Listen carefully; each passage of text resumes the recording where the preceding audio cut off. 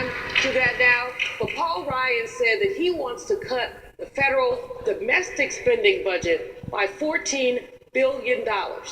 Meanwhile, the Job Corps costs $1 billion.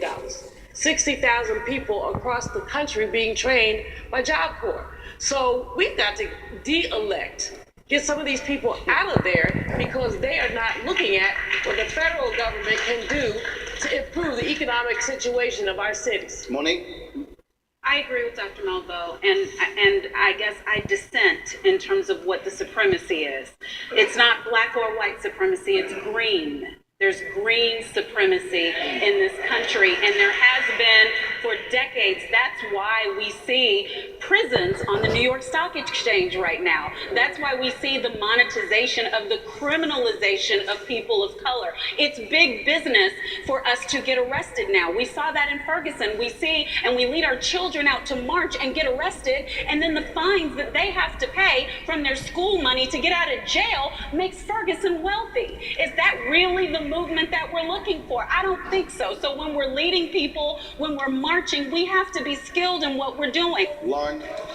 It's all of that, obviously, but really, it's a micro, not a macro argument, I think. Yeah. It's the people in this room, it's the activism. It starts with us. Before we get too far afield, it starts with us.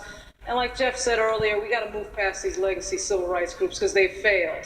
So these younger organizations that are coming up, we have to support the younger organizations coming up because clearly they brought the issue of police brutality to an international scope. Yeah? Okay. All right now. That's right. Hear that.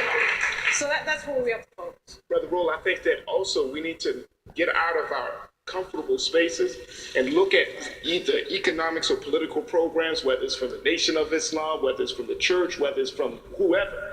We got to look at all the programs and that are on the table and not try to redefine the wheel, not try to come up with new agendas, but mostly look at those programs and say what has worked, what is moving people forward, and what is essentially going to get the change that we need. And I think as a community, especially for young brothers and young sisters, we just don't want to deal with nothing dealing with the old stuff. We got to think forward here. You know, you can't think about the voting and all. I mean, that's good, but it has its place. Jeff, if people walk out of this room mad and angry but not moved to act, all they just walk around, all they're going to do is get high blood pressure. I'm heavy because I think that there continues to be pain in Baltimore that even those of us that care about Baltimore just won't address.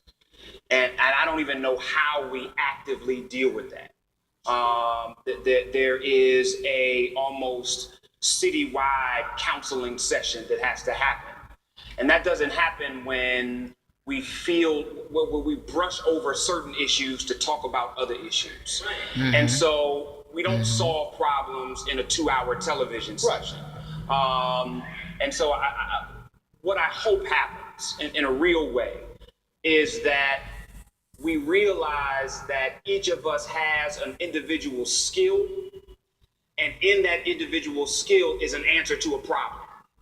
And that if in a real small way, not an institutional way, not an organizational way, not with passing a policy, not with passing a law, but there was a time when if somebody lived next door to me, I knew who the hell they were.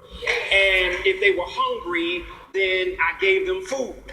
But we don't even trust each other like that because I don't know if I open my door, if they're going to rob me of a little bit of food I got, right? If there was somebody that went to my church that can't read, then I opened up a book and read to them and walked them through the process. What I'm saying, Rose, because I know you're about to cut me off, is I think that there are institutional opportunities and I think there are personal opportunities. And I don't think that we should make one overshadow the other because some of the individual opportunities to serve each other as members of Baltimore will make quicker changes than the institutional ones.